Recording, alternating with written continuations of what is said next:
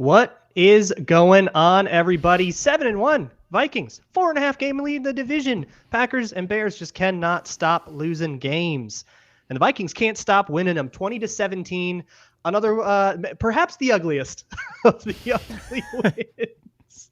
We keep talking about this, that the Vikings just can't win a clean game. Although I will say, looking back at last week, I would call that a fairly clean, as clean as gets. We liked last week. Not. Yeah, last week was good. Could we do more like that? This one was a little bit rough, but a 20-17 win. They count all the same. Sam, what's your headline? Yeah, I joked about this on Twitter. Other than the Week 3 win against Detroit, the Week 4 win against the Saints, the Week 5 win against the Bears, the Week 6 win against the Dolphins, the Week 8 win against the Cardinals, and the Week 9 win against the Commanders, it doesn't seem like a winning formula for the Vikings. And yet, they just keep on doing it. Every single time. This is the situational Masters game to me. The way that they handled the end of that game feels like, I wonder, I owe to be a fly on the wall in Mike Zimmer's living room watching how they handled the end of that game, because that feels like something we haven't seen in a decade out of this team. And it's maybe controversial too, to not try to score after that penalty on the field goal and instead opt to just kill the clock and say, you have 12 seconds. And you're going to need a field goal. You can't do it. And sure enough, they only got one playoff because Taylor Heinicke checked down. But there's so much to discuss in this. So welcome to the Locked On Vikings postcast, brought to you by Bet Online. How about TJ Hockenson? I got to look at his final stat line. He was approaching 100 yards. 9 for 70, I think was the number. 9 for 70. Okay. 9 for 70 with 4 days in the building. Huge piece of this game. Helped them advance the ball on the final go-ahead drive. He was critical on a day where Thielen again was banged up. Offense wasn't generating much. Hockenson made some big plays, and he made a big catch on the first touchdown drive as well. That acquisition looks brilliant. Justin Jefferson keeps messing around and getting 100 yards, even when the offense isn't playing well. It felt like such a normal game for him, and then you look like, 115. And a 15-yard rush, on the jet sweep on 3rd and 1. It's like just this casual 130 yards, and it feels like, that was a forgettable Justin Jefferson one. He's pretty good. And Hockenson, he looked like a number 2 threat today. After less than a week in the building, he looked like the second best pass catcher on that offense today, which is really encouraging. And Kirk Cousins' dependability late in games is the biggest story of the season. It's not even close. And it doesn't take away the middle of the game lulls that this team goes into. Yeah. But clearly there's something there in the fourth quarter, and now it's happening over and over again and reinforcing that this is not a mirage. And now I still don't think it's sustainable. I still don't think this works against Buffalo, who by the way lost today. But the Vikings are playing with a mountain of house money. They have so many chips that they don't deserve. Like the Vikings keep getting, they keep getting 16. So they're dealt 16 against a 10, and somehow they keep winning. It's crazy. They just keep drawing those 5s.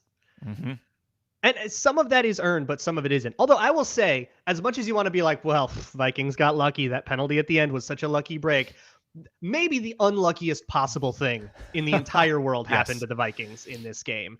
In a long touchdown to Curtis Samuel, the ref blows up Cam Bynum. We're not talking gets a pick. No, we're not talking gets in the way a little bit. Blows up great pad Cam level. Bynum. Yeah, just levels him. And while Bynum was angling himself to get an interception on an underthrown deep ball, and I think if they had lost this game, that was a deciding factor, right? Because that turned an interception into a touchdown. That's like 8 EPA. So that is horrific. But I think from our perspective, right, because you can complain about it all day, but at the end of the day, it's an unlucky thing, right? Unless you want to start to get into conspiracies about the refs being paid to make the Commanders look good while they're for sale. But I won't put on the tinfoil hat this time. But that is bad luck to overcome. And I would say I want to give Cousins a lot of credit for overcoming a disaster class up front. I mean, Jonathan Allen lived in the backfield. Daron Payne lived in the backfield. there was instant penetration, run or pass on every play. It was that was a 2016 O-line performance where you cannot run an offense, but they found a way. They blocked up a few late, and then you got that one go ball down the sideline to Justin Jefferson on, I believe it was a key third down. Just like when all feels lost, it feels like that is the go-to move, and it has been for a couple years for Cousins and Jefferson. A lot to overcome for Cousins, and it feels like he kind of made it happen. Yeah, the Vikings got no breaks in this game, and no. By the end until of it, that last one, I kind of felt on the field goal. You mean? Yeah, which it's like that's their mistake. Yeah. Like it's not earned, so you could call it a break, but it's also like, well, they made a mistake, so they get punished. Like, and that's and I still think the Vikings ended up minus in the break category with the referee, and then two third down penalties, right? That nullified stops. I thought the defense played phenomenally in this game. I mean, they were really, really good. Pressure was good. Mm-hmm. I feel like for a second straight game, I was encouraged by the coverage. And they had phenomenal coverage on the 50-yard touchdown. The referee just happened to be conspiring against them. Not really. It wasn't intentional.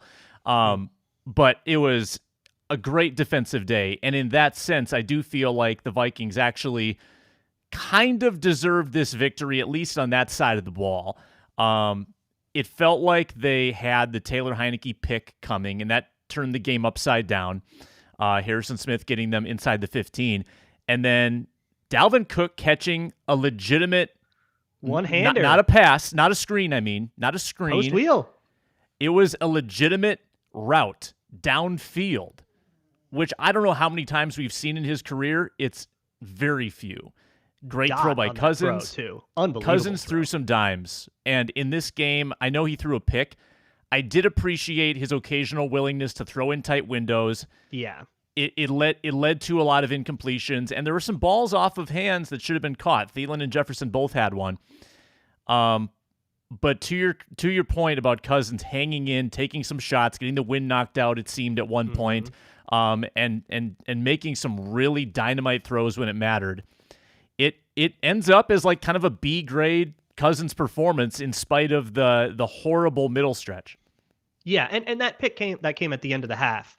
I think you go to the sideline and you say, I want you to throw that every single time. That's not going to turn out, because that was a jump ball one-on-one with Justin Jefferson in the end zone with 14 seconds left in the half. I want him to throw that every single time, and it just happened to be an unlucky bounce. But a lot of unlucky bounces and a lot of bad O-line play. Man, we've seen that Vikings game go down as a loss.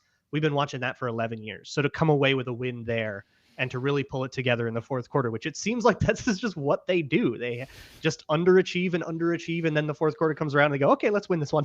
And then they have 7-1. Interestingly, depending on when you got to the line of this game, because I actually thought about it on the Minnesota Football Party. We have our gambling, and I actually thought about betting on the Vikings. Would have been -3.5. But the line moved a whole bunch. It started at 2.5 over the week. Dave Mason actually had a thing on Locked On Vikings for me where he talked about how this line moved. It landed at 3 points. Vikings win by 3 points. So a lot of you pushed your bets on the Vikings. You can find bets like that at betonline.net, where the game starts. It is your one-stop shop for all things betting on sports. You can bet on player props, take a Justin Jefferson over or two, which I told you to do in Friday's episode of Locked On Vikings. You can, of course, bet on more than just football. You can bet on basketball, hockey, anything that's going on. You can even bet right in the middle of a game or event. So go to betonline.net and check out what you like over there. Man, I cannot say enough about the defensive performance. They were Heineke was under pressure all day. The corners played well. Cameron Dantzler leaves the game. Looked like he re-aggravated his neck injury because that was the play where he was knifing underneath a guy, and it was actually a 15-yard penalty too, but then he kind of got awkwardly like compressed and came up kind of weird. Ankle might have been an issue too. They mentioned an ankle. Oh, did they say in ankle? the team release. That. Yeah. Okay. I thought it was neck as well. I thought it was neck. I missed that it was ankle. Okay, so ankle injury. That's probably better than re-aggravating the neck. I was a little more worried.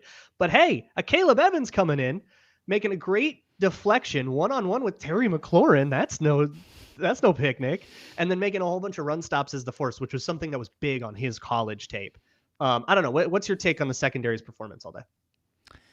Yeah, I mean, I guess it's the one knock on Patrick Peterson is that he is a one side of the field corner, and he can't just shadow, the DeAndre Hopkins, Right. Tyreek Hills, and Terry McLaurins of the world. So you end up with a rookie against Terry McLaurin, which on paper is advantage Washington, but they also have Taylor Heineke, and they weren't really able to exploit that. And I think a Caleb Evans, who's gotten spot duty a couple times this year, has accorded himself really nicely, and he's above Andrew Booth now in the pecking order because Andrew Booth is healthy, and they still have a Caleb Evans going in there. So that's telling and awesome for the Vikings to get value out of a fourth-round rookie pick.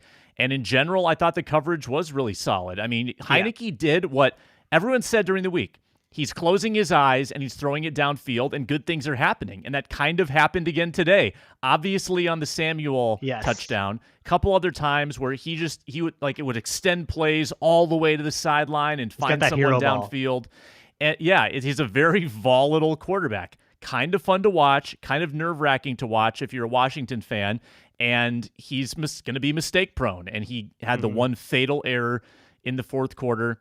But the pass, Za'Darius Smith, I thought would be limited. Coming off the aggravation of the knee. Nope. Wow. What a performance. And I thought he was, arguably even more effective than Hunter in the game without the 2 sacks. And Hunter, great to see him get 2 sacks as well. I've been critical of his play. He finally splashed a little bit today. That's good to see. So, with the pass rush coming together, the coverage coming together, I like the progression of this defense. The offense isn't quite ascending maybe the way that I expected, but I think there's still a lot of meat left on that bone. But again, you're on the road, you're taking on a team with momentum, and you come away with a win. You can't ask for much more. Yeah, and no Dalvin Tomlinson in this game. He's got that calf injury, call him week to week. So you had James Lynch getting a lot of run. You had a lot of Kyrie's Tonga, a bunch of Jonathan Bullard. And while I thought those guys gave up some push a little more often than I would have liked, for backups, I think I'm mostly okay, because then you had Za'Darius Smith and Danielle Hunter just wrecking all kinds of shop. But up front, on the other side of the ball, look, if you wanted to say, okay, why didn't the offense work? It's because the offensive line just lost its matchups. Jonathan Allen just kicked the crap out of Ezra Cleveland all day. And when he was up against Bradbury, it was Bradbury. When he was up against Ed Ingram, it was Ed Ingram. And Deron Payne and Josh Sweat and Montez Sweat and all of these guys were kicking the bejesus out of the Vikings up front. So I don't know how much meat there is left on the bone in another matchup like that. Like if you go up against another team with an elite D-line, I don't know what you can do, because there is no play in football that doesn't require someone to block someone. Like it has everything, screens, all of it. Somebody has to block somebody.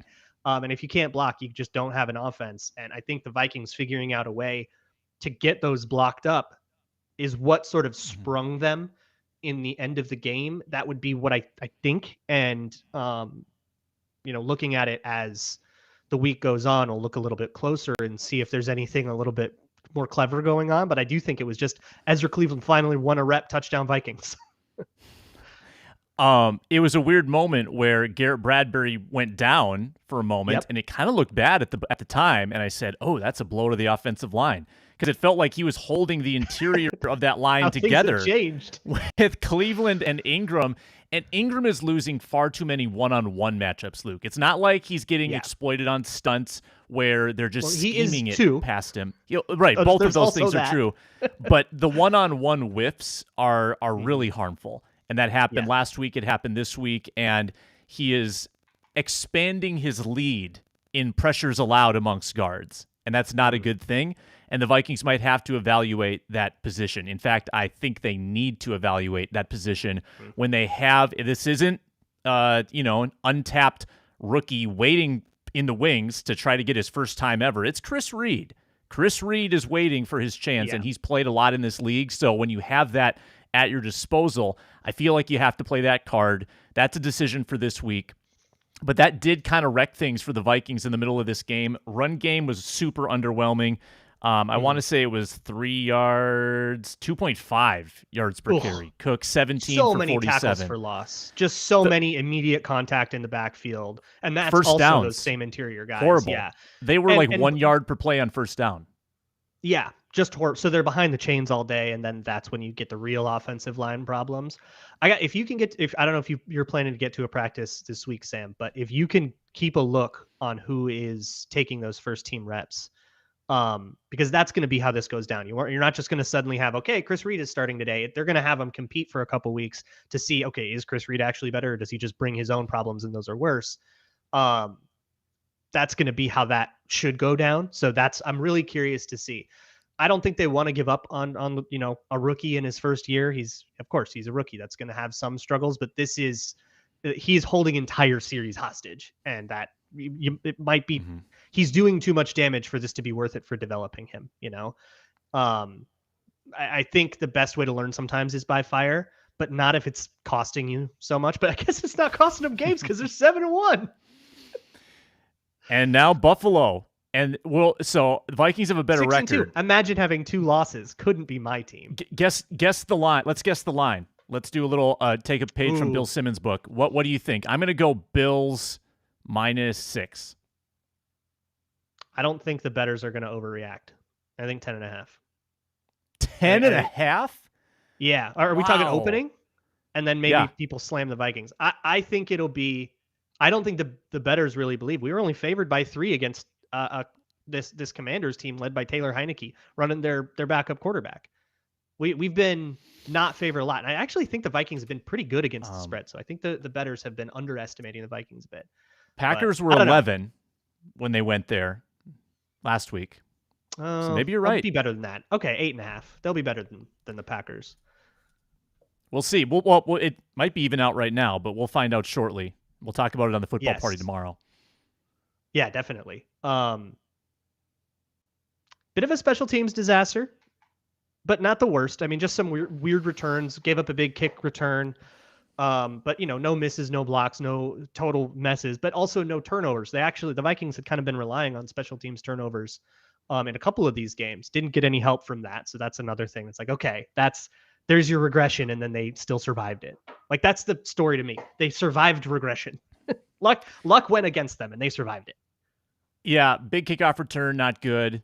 They finally gave Greg Joseph some chip shots, which he probably deserved after being asked to kick 56-yarders every week. And Dan Chisna made a really good special teams tackle. He's learned not to blow past the punt returner.